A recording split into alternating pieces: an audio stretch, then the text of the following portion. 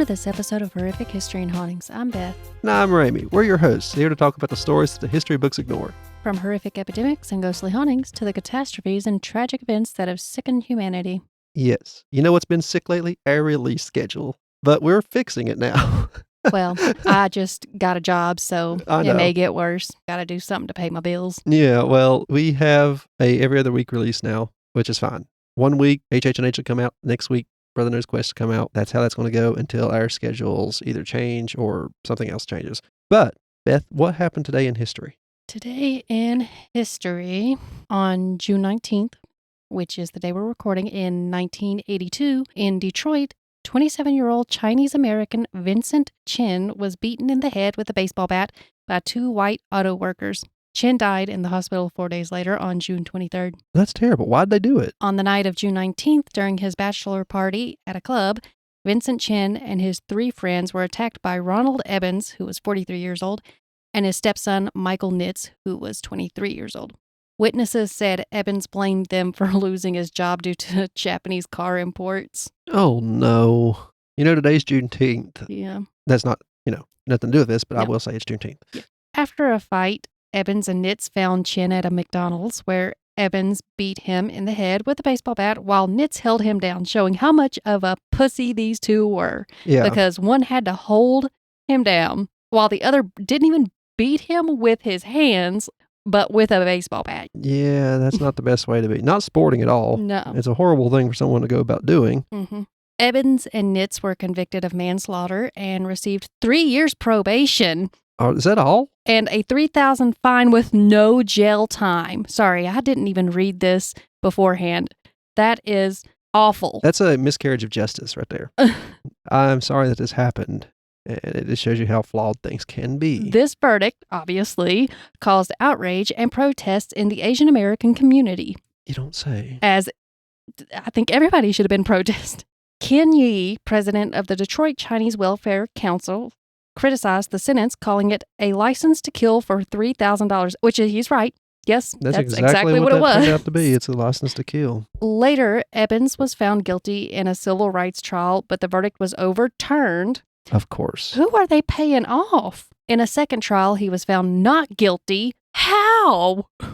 In 1987, a civil suit ordered Ebbins to pay $1.5 million and Nitz to pay $50,000 to Chin's estate. Nitz paid, but Ebbins was a bitch ass who was probably broke because he didn't want to go get a new job, did not. What does that mean? Did he go to jail or did he just sit around and not make any money so he didn't have to give it up? The way they seem to be getting off on all these trials, I'm going to assume he probably didn't have to do anything, would be my guess. I don't know for sure, but that seems to be the way it was. It doesn't seem right. And it never got solved, I bet, did it? Never, properly handled. Well, it's clearly solved. They just never got the proper punishment. I'm saying they never got proper justice. Yeah. Oh, dear. I had no idea there was such a horrible thing. It just happened today. Of course, we talked about floods that killed hundreds and things before, so I guess. Yeah. But this is such a clear-cut case. You know who to blame. Mm-hmm. You can't go chasing after Mother Nature, but this is something that could be fixed, at least rectified. Could have. Once he's got proven innocent, I don't think they can charge him again, which is fine. That way, I hate to say it, but it's better than them being able to come after you for the same crime over and over and over, especially if you actually didn't do something. Yeah. This is meant to protect the innocent. It protected the not innocent in this case. Unfortunately, you get some issues where this kind of stuff does occur, but I'd rather still have that protection than not. That's when I think vigilantes should be a thing. We cannot endorse violence. I didn't say go do it. I said I think in these cases, I just have no faith in humanity anymore. I just don't. Especially with this case we're going to be talking about today, the Gabriel Fernandez case. At around 11:45 p.m. on the night of May 22nd, 2013, in Palmdale, California, paramedics rushed to an apartment where 8-year-old Gabriel Fernandez had reportedly fallen and hit his temple and was not breathing. When paramedics arrived, they noticed numerous horrific injuries on Gabriel. His mother, Pearl Fernandez, informed them that these many additional wounds were the result of Gabriel's self-mutilation. A few of these injuries found on his body at the hospital, according to one of the nurses, was multiple cuts, bruises, ligature marks, cigarette burns all over his body. Looks like they had stopped buying him cigarettes if he was doing it to himself. It was also mentioned that he had cuts as well as BBs around his groin area, The BBs were also found in his chest. Oh, no. That whole ordeal's bad. Yeah. Even if he was doing self-harm, I don't see someone shooting themselves with a BB gun No. to do it. It's just, especially on his groin and chest. That's quite I feel the like that would be mutilation. difficult.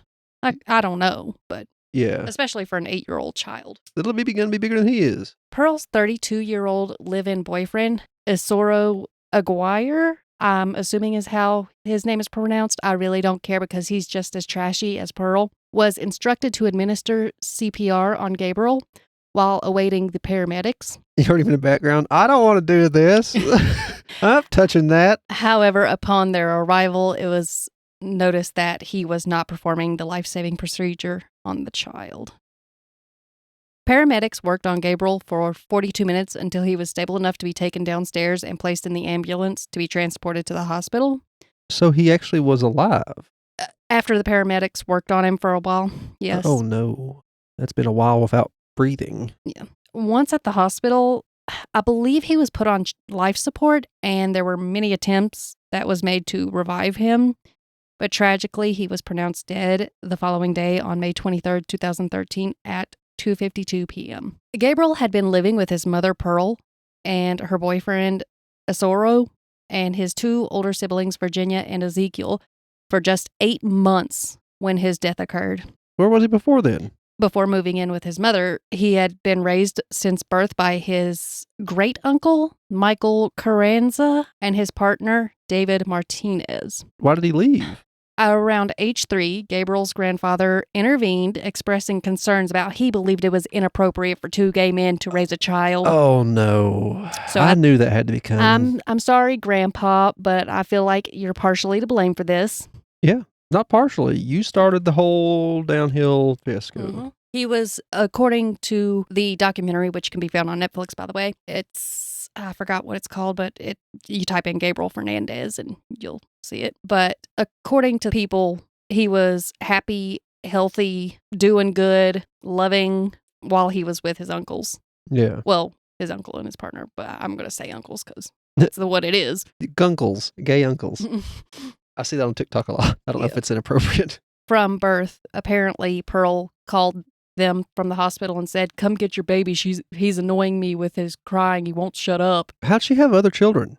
They had the same father. Then this one just bothered her. I guess she had major issues. That's not an excuse. Like, she's still filth, but apparently she had issues. Yeah. But I don't know why it was only Gabriel, because from what I understand, she didn't really harm the other 2 kids. That's so unusual.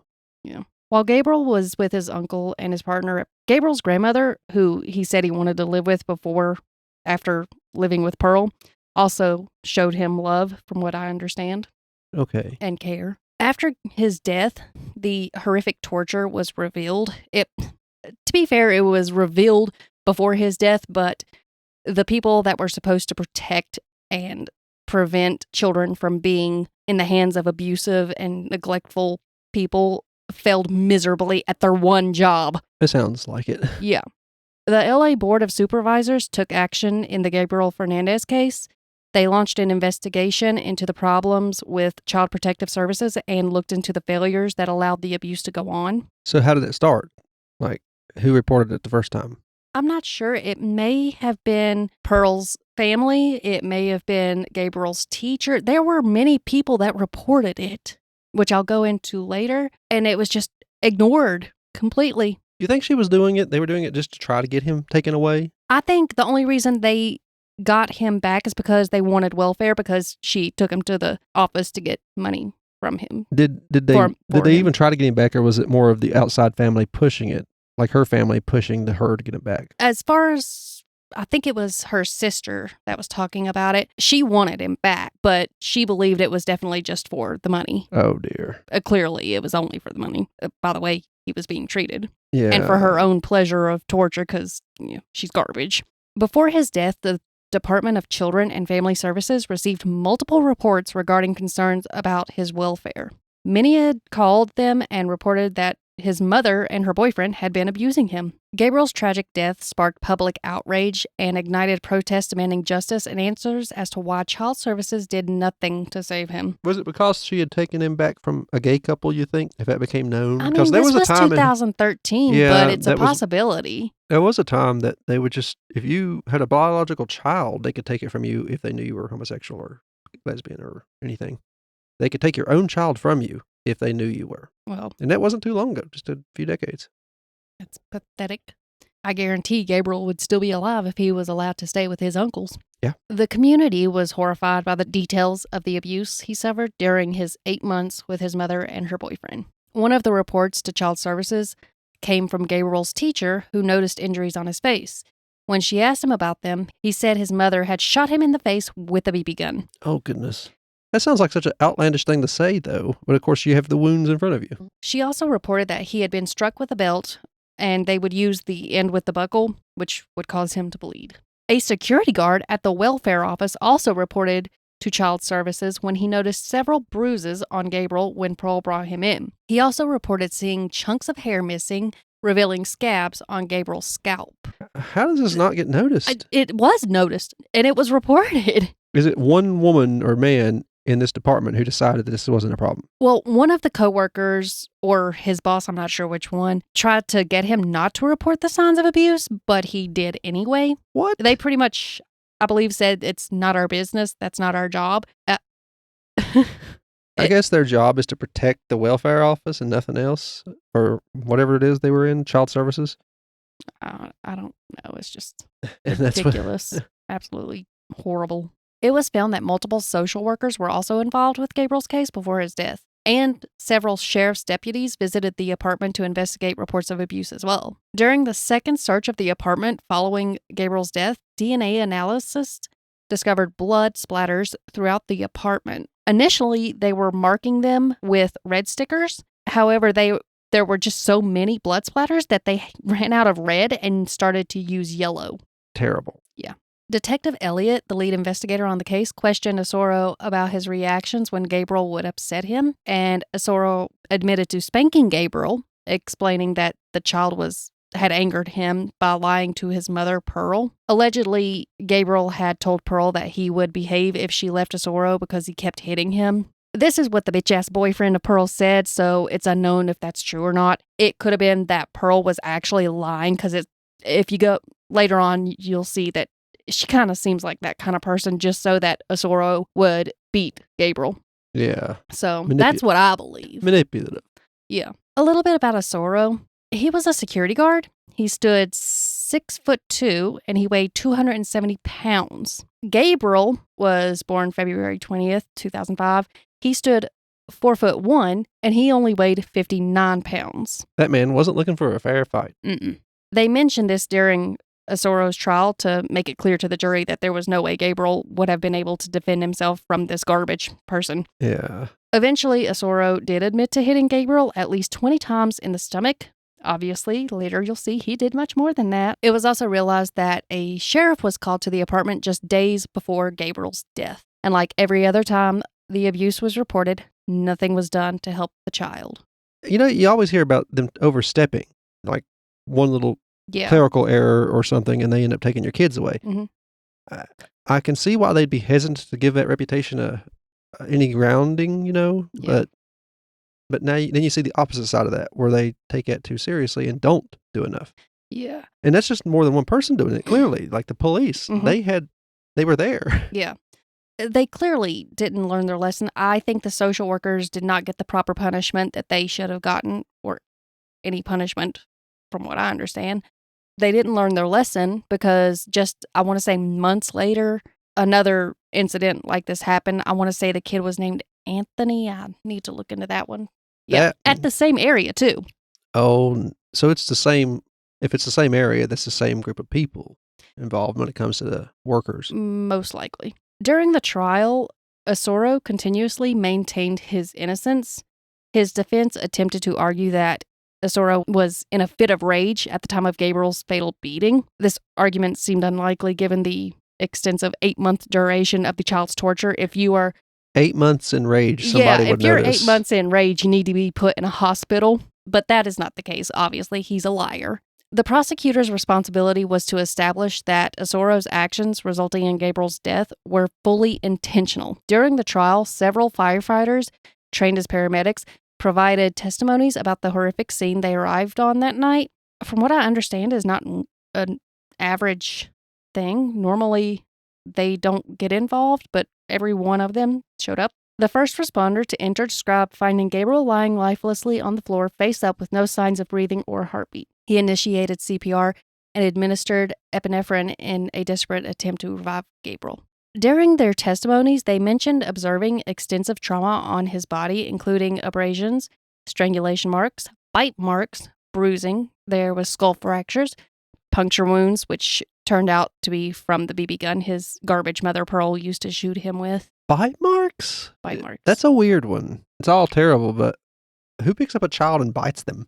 Apparently, these lowlifes. The battalion chief's testimony further highlighted the disturbing lack of empathy and concern exhibited by Pearl and Osoro. Pearl's focus, while they were there at the apartment, was on her daughter and her cats. Okay. Pearl told the chief that Gabriel was a liar, that he was gay, and that he had hit himself. Because he was gay.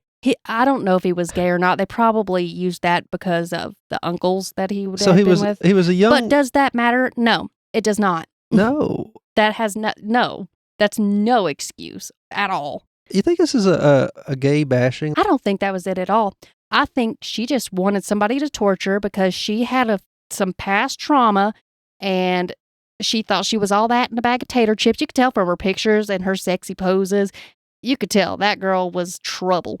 And she always wore makeup that made her look like a clown. Like, it wasn't red and white, but if you look up pictures of her, especially during her trial, she looked like a clown with brown makeup instead of red and white. Okay. Yeah. Some earth tones going on there. It was also found later that they forced him to wear dresses. Okay, so I think they did this for their own entertainment, for their own pleasure. Okay. And they tried to use that as an excuse. It just sounds like she has a serious problem with gay people, and since it was the only child they beat up, maybe they assumed he was gay. I don't know. During the trials, evidence was presented of a cupboard or a cabinet where Gabriel was bound and forced to sleep at night at the end of Pearl and Osoro's bed, and he was often left there during the day. It was also revealed that he was gagged while confined in this cupboard. Why? This doesn't seem... Especially when authorities visited the home due to reports of the abuse. They would do that. He's just not here, so that's why they might not have never reported it, because they never actually seen the kid. Looks like they would hunt for him. From what I understand, they didn't even ask to see the kid. Okay. Yeah. DNA analysis also discovered splatters of Gabriel's blood on a couple of baseball bats, which Pearl and Osoro used to beat him with. They're monsters, but I'd still want to know why they're monsters if the other kids haven't been harmed. Mm-hmm. This could be a hate crime. I'm not sure, but I'm going to assume that Virginia and Ezekiel had always been in Pearl's care. Possession. I don't know if you would call it care. Possession, I guess, and I don't know. I'm assuming that. I don't know. They didn't really say much about them. Yeah. Pearl's sister testified that she had also reported the abuse to child services upon noticing Gabriel having a black eye and other injuries. She mentioned that she would attempt to stay overnight at their apartment in an effort to protect Gabriel and his two siblings. Though she said that Pearl had never really hurt Virginia and Ezekiel, there was one instance where they said she hit Virginia once, but which she probably did. A small spank on the butt as one walk by. You never know. Mm-hmm. But that's different from what this poor kid went through. Yeah. Gabriel's great uncle also reported the abuse, yet again, nothing was ever done. Most of the time, I'm going to assume that Gabriel was gagged and in that cupboard when people were there, but they always only talked to Pearl. One officer did see Gabriel, and instead of protecting him like he should have, because, that's part of your job, serve and protect, he put him in his police car after Pearl told the officer that Gabriel was a liar and a bully had caused his injuries. And then he told Gabriel he was going to send him to jail if he continued to lie about abuse. A bully done it. Then look into the bully. Yeah. Who's the bully? What's the name? In the documentary, Pearl's sister described Pearl as having a history of a bad temper and being controlling and abusive towards her partners. She speculated that Osoro not being very attractive in a bigger man might have feared that Pearl would leave him if he didn't participate in the abuse. She also mentioned that Asuro had managed to convince their family that he was a genuinely good, hardworking person. So she, and I kind of agree with this from the sound of the way Pearl was. I think that's why I said I think she lied earlier to get Asuro to beat Gabriel. Yeah. Psychologists who evaluated Pearl mentioned that she disclosed being gang raped for 2 days in her past and that she used drugs by the age of 9. They diagnosed her with depression and the possibility of having a personality disorder, which is not an excuse, but that may give a little bit of an understanding as to why she was a low-life, no-count piece of trash towards her son. Arnold, which was Gabriel and his other siblings' biological father, expressed a belief that if he hadn't been in custody, he might have been able to intervene and prevent the abuse and eventually Gabriel's death. So he was locked away. Yeah.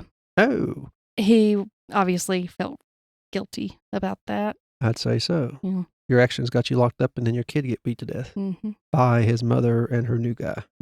While in separate holding cells during the trials, Pearl was recorded trying to communicate with Asuro in the cell next to hers, which they did on purpose. They wanted to see if they would say anything to prove that they were intentionally doing it. She attempted to ensure that their stories matched.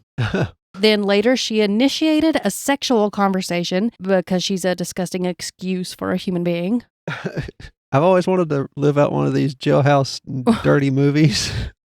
Yeah. Forget that your kid just got murdered by you and your boyfriend that you're talking sexually to. What nasty people. Sadly, the recording device in Asuro's cell was not working, so it's unknown what he was saying back to her. I've got 3 other guys in here with me, honey. What are you talking about? Texts were discovered between Pearl and Asuro, which revealed that they would leave Gabriel in cold water. Asuro's response to one of Pearl's messages showed a lack of concern and just said something like, "Sucks for him." Oh, man. It's possible that this was not only for their own twisted pleasure in torturing him, but also as an attempt to minimize the visibility of bruising. I've heard of athletes doing that. Yeah. At one point before Gabriel's death, an in-home counselor visited him. Pearl handed her a suicide note that was said to be written by Gabriel. She does a lot to cover it up, doesn't she? She does a lot to cover up. Maybe he's doing this himself. And even then, if he's going that far, they should take him away. Yeah. I kind of wonder if Gabriel really didn't actually write this. He might have. It's kind of weird for an 8-year-old. It's unclear if this was an attempt to make it appear as if Gabriel was harming himself or if they were intending to kill him and it was to try to stage a suicide. Or perhaps she was just trying to make herself look like a caring mother by handing that over and like, whoa, help. He like the worst suicide ever. I shot myself in the groin 20 times. Yeah. Ran into a shelf with my stomach 20 more times and then flung myself into a counter with my temple. That's like the worst suicide I've ever heard of. I also bound and gagged myself and locked myself in a cupboard with the lock on the outside of the cupboard. I'm partial to cold baths and cigarette burns. Yep. Another thing that was mentioned, which I think I have it later on, so I'm sorry if I repeat it. Pearl was not very smart. She was... You don't say.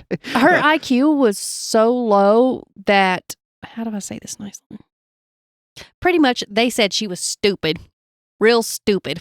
Pearl claimed that he wrote that letter, and apparently there were other letters as well, because he wanted attention, and that's when she mentioned that he wished to go live with his grandmother instead of her and Asuro, because, you know, grandma probably wasn't torturing him. The counselor reported the note to Child Services, which clearly had no intentions of doing their one job, because as usual, nothing was done in an attempt to help him. You don't think they're like overflowing of work or something? It is a huge place. They used part of that as an excuse, but they also had a few other excuses, which tells me you just simply were not doing your job. Yes, I know they probably are overburdened, and especially with people that are just spiteful and they don't like somebody, and they just call for no reason just to try to get somebody in trouble for no reason. I understand that. But if you would have even took the time to look at this kid, which obviously that one officer did, who shoved him in a car, you could clearly see the abuse. You can look up pictures and clearly see the abuse. When Gabriel's teacher reported the abuse, Stephanie Rodriguez, who was a young lady, newly hired caseworker in the Emergency Services Department of Child and Family Services, was assigned to the case. Apparently, they put a lot of the new hired younger people that don't have very much experience in this department. That's not probably the best place to be. Maybe the other stuff is very complicated, though. The day-to-day is more complicated than the emergency stuff. She only talked to Pearl when she arrived at the apartment and didn't bother to even ask to see Gabriel. Her supervisor was supposed to check in on her cases and make sure things were being handled correctly, which also didn't happen. So there were multiple people that could have caught this. Yeah. And could have clearly seen it. Medical professionals were available to examine children suspected of being abused and to assess their overall well-being. Like, they had a whole department for medical professionals to check over these children. However, despite their authority to do so, the social workers involved in his case never sought a warrant to force Pearl to take him in for a medical evaluation. This is one of the few things I believe schools should have the right to do if they're nurses. Mm-hmm. I think nurses at school should be allowed to check this kind of stuff if a teacher thinks there's something wrong. Absolutely. A friend of mine, I won't mention her name, they now have it in doctor's offices for children where they give the parent a tablet to kind of like the paperwork you would normally fill out back in the old days. But they'll also give the child a tablet that's just for them to answer their own questions that has these questions trying to... That's smart. Yeah. I'm assuming so that the parent hopefully won't be able to see it and lie and say, no, I'm not abusing my child. Ye olden times of the paper. Or at least her particular doctor's. When I was doctor's office a caregiver for my uncle when he was going through his cancer treatments down in Nashville, they said, how you feeling? He went, I wouldn't be so bad if this one here wasn't beating me up all the time. Oh. They had to take it seriously and look into it. I was like, Bill, you can't joke about that. They'll think I'm actually beating you up. Don't do that. Oh. Mom came down there. He said the same thing. He said, but I ain't supposed to say that because I was told you'll take it seriously. It's awkward. Yeah. When Gabriel's teacher reported his injuries to the principal, including a busted lip, bruises, missing hair with scabs revealed on his scalp, along with Gabriel's accounts of being shot with a BB gun and hit with the buckle on a belt in general, until he abuse. bled. Yeah, torture. Yeah. The teacher then called the caseworker, Stephanie, again, because the principal, pretty much also like that security guard at the welfare office, the principal said, that's not our job. That's none of our business. That is your job. Yes, that is part of your job. While that child is there, he's under your care. And if something's amiss, it needs to be reported. Yep. But a lot of people don't like that. Don't have the teachers and things interfering with my child's life outside of school. Well, then homeschool your kid. Do that. Or so. I think they need to be looked after. Yeah. I understand not reporting a person when their child comes in, cussing up a storm because they heard it in the home. Yeah. That's different than their well-being being ruined. Yeah. That's the kind of stuff that would have got reported back when teachers were allowed to hit the students. Yeah. The teacher called the caseworker, Stephanie, again. Stephanie did not acknowledge the situation, and eventually she stopped returning or responding altogether. It's maddening. Mm-hmm. The fact that another one got overlooked later on in the same area tells me that it might have actually had something to do with them just being overworked. I can see it, but it still should not have happened. No. There's another part in here, I'll probably repeat it, but I'm going to go ahead and say it. They didn't want to pay overtime. They didn't want to pay any more workers by hiring them. That's too bad. I think Maximus was the name of, it was kind of a company thing. It wasn't a state thing, I want to say. Or is it outsourced by the state to this company or something? Yeah, something like that, I believe. They didn't want to pay anymore. And now you have 2 dead children on your hands. Their blood is on your hands as well because you wanted to be cheap. I'd say it's more on your hands than on the hands of the poor people who are overworked. Because it's your one job. One. Yeah. You got to see, like the first 2 or 3 cases when this woman got them called on her. What's her name? Pam? Pearl? Pearl. She definitely not She a Pearl. managed to weasel her way out of it, so they then no longer trust the child or the people reporting it. Mm-hmm. That's the issue here as well, I'd say. Yeah. It's just like the ones who false call all the time. They start getting ignored. Yeah, but they should at least have said, I need to see Gabriel. Yeah, that should have been standard. You should always at least see the child. And Gabriel needs to be taken to a physician. Yeah. To make sure. And like I said, the same system is the one who a few years before would have taken the child from the uncles who took care of him because they were gay. Mm-hmm. The teacher also noted that in the days leading up to his death, Gabriel began having outbursts. He was angry. He was misbehaving, probably because he was tired of being tortured. Yeah, act out were the only place you can get away with it without getting beat up. He would cry because he didn't want to go home at the end of the day. Which is not normal for a child. Okay? No, I want to leave. I want to go home. Obviously, I can see why he wouldn't. The teacher said he eventually arrived at school late with bruises on his face and swollen eyes. When she asked about them, he claimed he fell while playing. However, she pressed it further, and he confided that his mother again had shot him in the face with a BB gun. And then when she asked why he didn't tell her the truth before, he replied, "Well, I tell you, you call that lady and I get worse." Yeah. Gabriel was examined at one point with swollen eyes and injuries from the BB gun. However, he was not treated and there was no follow-up. So at some point, he had been examined, but they did nothing. Didn't follow up, didn't treat him. Why did you not treat him? Yeah, if it's just bruises, why would you? But of course, they said there was BBs lodged in him. Yeah. So I don't know. This is just well, at one this big time, failure. I don't know if they were like plucking the BBs out to make it less obvious. So it may have just been indentions, but it still would have been obvious. Looks like when they almost pretty much killed him, they would have tried to do that themselves. Get the BBs out before anybody noticed. Maybe they were just rushing around. They might not have thought they were in there. A lot of people don't think they can puncture the skin. Mm-hmm. Even those little plastic BB guns, not the metal ones, but even the little plastic ones hurt. So that's airsoft pellets. Yeah. The abuse Gabriel endured escalated to the point where he was absent from school for extended periods of time. That's truancy. That's against the law. Yeah. Upon his return, he had peeled skin on his forehead, and the whites of his eyes were completely red. That's terrible. Yeah, you know how when Mama would bust a vein in her eyes, it would turn red? There was no whites in his eyes. They were red.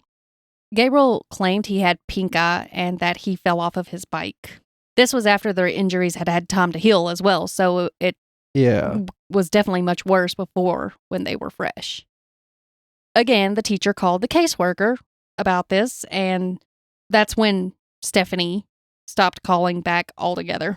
Oh, goodness. Mm-hmm. Stephanie. You're a terrible human being. You slipped up at least, if nothing else. Mm-hmm. Right before his death, nearing Mother's Day, Gabriel made Pearl a Mother's Day card at school. He also created little coupons as a gift for her, including promises such as, "I'll do the dishes, I'll be good, a time for me and you." I'll do the dishes, I'm not in a chest. Which is really sad because clearly he still considered her his mom and cared for her, and this is how she did him. It sounds like what's his name was the one doing it because she asked him to. Well, I mean, from what I understand, Pearl was the one shooting him with the BB gun. Oh, dear. Yeah. After making these coupons in the card, the teacher took pictures of him with his bruised up and injured face and scalp, with him holding the letters that spelled mom. Well, she knew it was inevitable at this point, probably. Yeah. There's nothing I can do. I keep trying. There's nothing I can do. This right here will be something I can show when the time comes. Yeah. He was actually smiling in the pictures. Oh. With his bruised up face and his awful haircut with scabs on his scalp. After learning about Gabriel's death, the teacher discovered the Mother's Day card he made for her was still on his desk. Oh, he didn't take it. She then faced the task of informing her students about his passing. Which, how do you explain that to children that are 8 years old and about? Maybe they didn't actually tell him how he passed. Following the discovery of numerous reports made to Child Protective Services, the Department of Child and Family Services manager faced charges related to Gabriel's death. You don't say. The manager said removing a child from their home was a last resort. It is because of so many horror stories. Yes, I understand that, but you could clearly see if anybody would have took the time to look at this child, which, like I said, that one officer did, then you would have seen.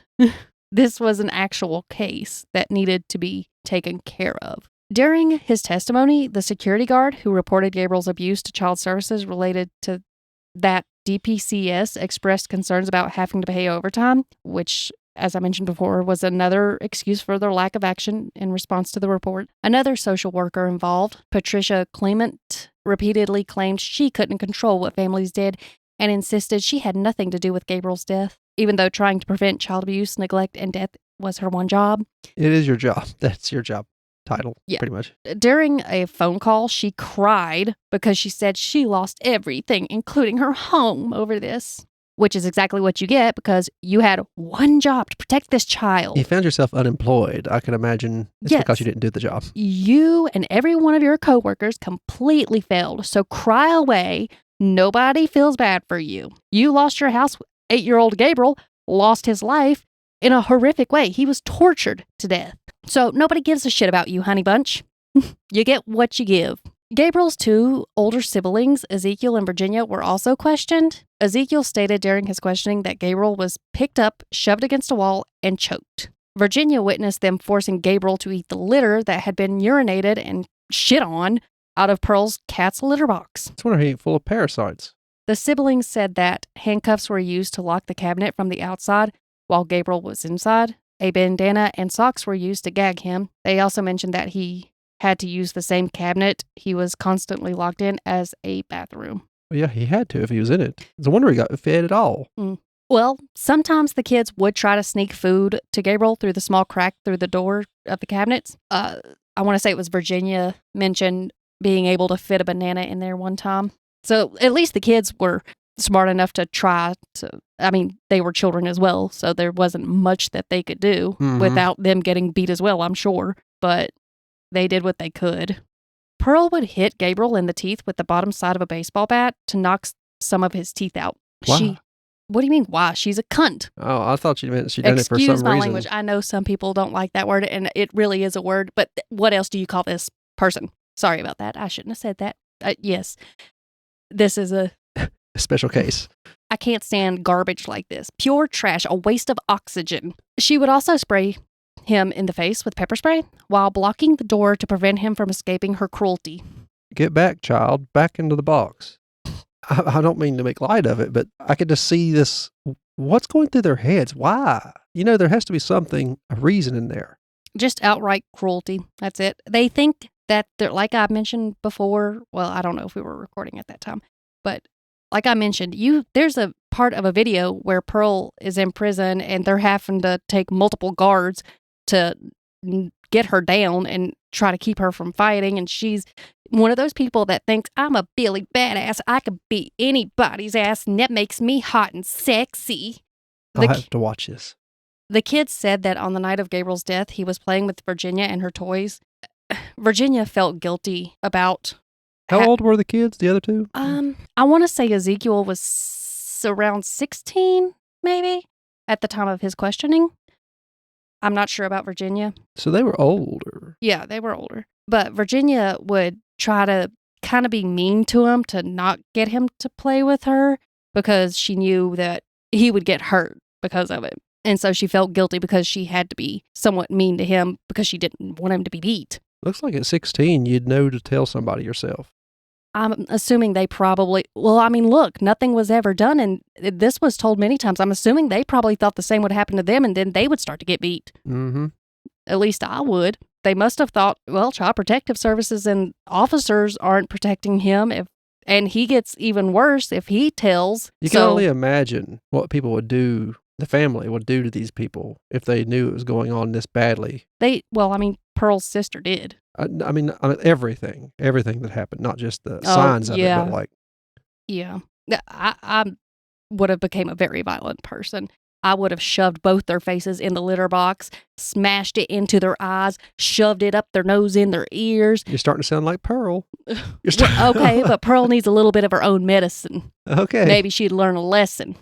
That's when they got mad, and Asoro hit him in the face because he was actually having a good time with his sister and playing.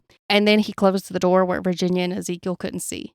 But they could hear banging on the other side of the door, which was found by the holes in the drywall that Gabriel was being beaten into the wall. After beating him and noticing he was no longer conscious, they threw him in the shower. When they realized he wasn't breathing and had to call an ambulance, Pearl made Virginia and Ezekiel grab rags to help her quickly clean up all the blood. It's one of they didn't drag So him you out of the knew house. what you were doing was wrong. Yeah, obviously. You knew. The children also mentioned that when police or social workers arrived, Gabriel, as I said, would be locked and gagged in the cupboard. None of them would even ask to see Gabriel except for the one that threw him in the back of the car. I think that officer deserves to be fired because it was very obvious that Gabriel was not lying at all about his views by this pathetic excuse of a mother and her low-life, no-count boyfriend, Asoro. But that's just my opinion. Yeah. That you protect and serve. That's supposed to be your job. But apparently causing fear into the abused victims is what he thought his job was. I'm assuming it was a he. I really don't know. The autopsy revealed that Gabriel had multiple rib fractures, blunt force trauma to the head, and when I say multiple rib fractures, I want to say that it was all of his ribs were fractured. I could be wrong about that, but I want to say that's what it was. He had a range of injuries inflicted over several months, which indicated the prolonged abuse and neglect. His stomach contained no food, only gray particles, which were later identified as the cat litter that he had been forced to ingest. And following Osoro's conviction of first-degree murder, the jury deliberated for an extended period on his sentencing. This delay was caused by one juror who voiced concerns about Osoro's intent to kill. He argued that Osoro's actions were meant to discipline Gabriel, not to end his life, which makes me wonder if this particular juror is not abusive towards children himself and calls it discipline. His or her? Do we know? It was a he. Okay. He was actually on the documentary. His face was showing. Name obviously wasn't, for good reason, I'm sure. Yeah, somebody who will never be allowed around children. This person opposed the death penalty for Osoro, asserting that Pearl, as the mother, had the responsibility for Gabriel's well-being. First of all, that is sexist, because a man should care for a child and not beat it to death for disciplinary action. Second of all, if it was Pearl's responsibility to care for the child, then why would Osoro be responsible for disciplining, as he called it, disciplining? It's actually abuse, but please make up your mind. I mean, they didn't. I don't think they intended to murder the child. I think that it was like a second degree. It was not a homicide. I'm going to kill the child. It's an homicide, as in, oops, I was beating this child badly and then it died. I don't say manslaughter. I mean, first degree means you had intent to kill. I don't think they panicked. I don't think they meant to kill him. I do think first degree isn't quite right, but who cares? Throw the book at these people.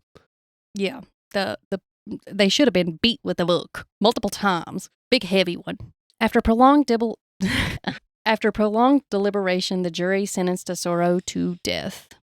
Pearl entered a guilty plea during her trial so she could avoid the death sentence. She was sentenced to life in prison without the possibility of parole. Fair enough. Ever. She addressed the court with a statement expressing remorse and saying she wished Gabriel was alive. Yeah, so you wouldn't get locked away for the rest of yours. Yep. I'm unconvinced of the sincerity. I believe her words were an attempt at making herself look like a better person, which she failed at. We all know the garbage you are. You're a monster. Actually, you're worse than a monster. We all know that she was just saying that because she was upset she got caught.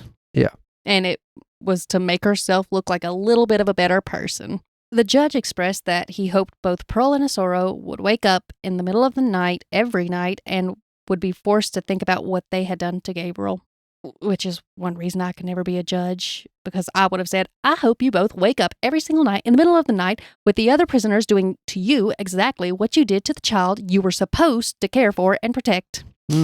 That's why I can't be, hopefully I'll never have to be in a courtroom in a situation like this. An impartial. I can't. I've wondered about that. I'm not that person. That's not the job for me. There's certain things I wouldn't agree with too. Yeah. The 4 social workers involved in Gabriel's case were initially charged with child abuse and falsifying records.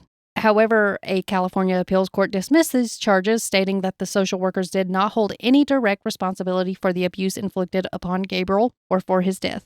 I argue that the social workers had one damn job to protect kids and keep them out of the hands of abusive people who will neglect and torture them. I wonder if they did falsify records. They did. Oh, that's not good. Mm-hmm. And obviously, they failed at their one job. I would also love to know who they paid off to get out of their well-deserved punishment. Obviously, that's just my own theory. Well, it makes the whole state look better if they don't have it properly. Mm-hmm. So they didn't have to pay nobody. The state's looking after itself. Yeah, that's just my theory, but that's the end of that. And then months later is when the same thing happened to, like I said, I believe his name was Anthony, in the same location, the same area. Yeah.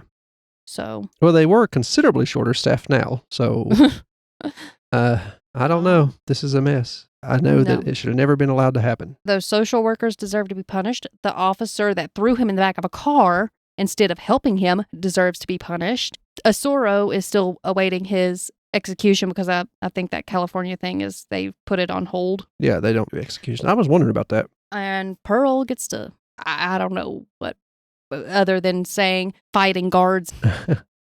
Well, at least they both are away. I would like to know what happened to the other kids. Well, on the bright side, they're not in the custody of Those two. I wonder if they would have somehow managed to get away with it and had custody of them if they wouldn't have how am I trying to say that? Started abusing one of the other children. Yeah, for a lack of other child. Yeah. It's just, I would have, well, imagine I being don't the know, uncle. because as I said, I think they had custody of the other two before and nothing was, I don't know. Imagine being the uncles knowing what you had to send that child back to after this all came out.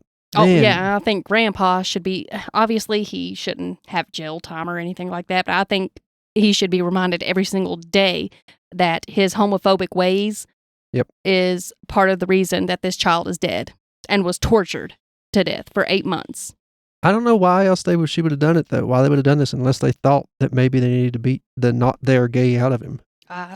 It just seems well, the fact weird. that she started talking sexually after talking to Asoro in that cell makes me wonder if, they wasn't getting off to this abuse.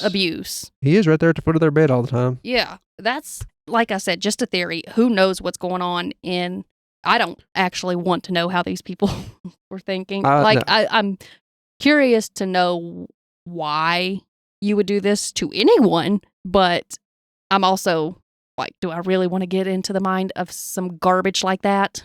Well, that's not a fun one, but it was certainly a horrific story. Certain things like this happen all the time, unfortunately. Keep an eye out. People around you. Don't let someone get abused if you think it might be happening. Hardly any harm happens to someone who's accidentally been accused of it. So don't worry about it. Obviously, it's harder to get someone in trouble.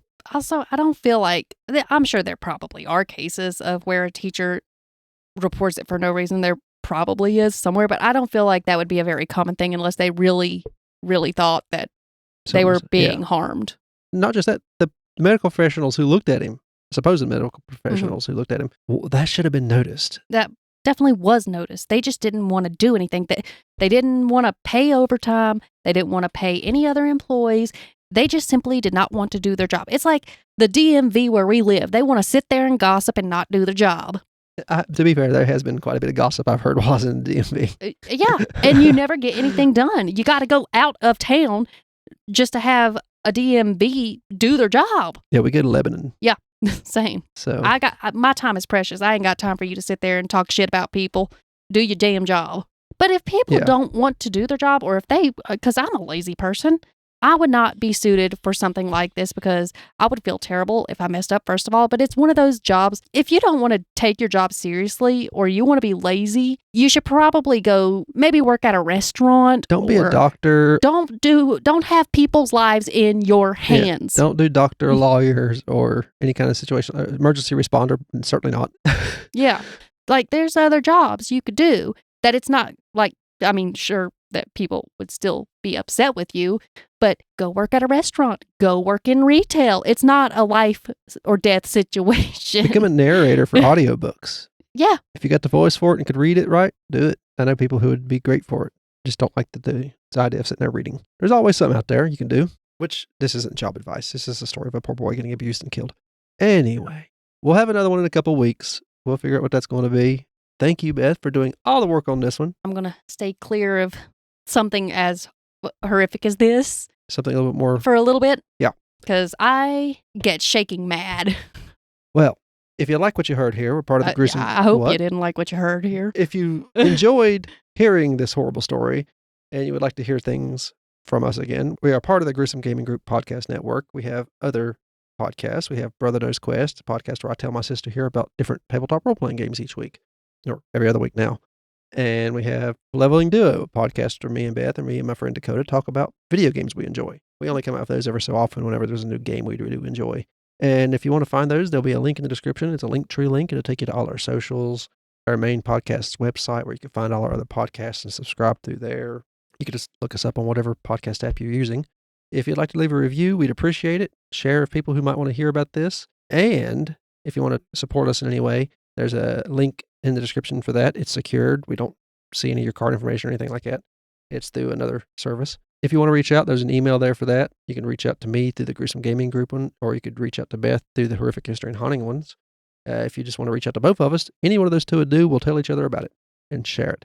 If you want us to do a shout out for one of your reviews or anything, let us know. We're still collecting reviews to do a whole episode about thanking people and reading off those. I guess that's all I can think of. Again, thank you for listening. I have been Ramey. And I'm Beth. And this has been HH&H.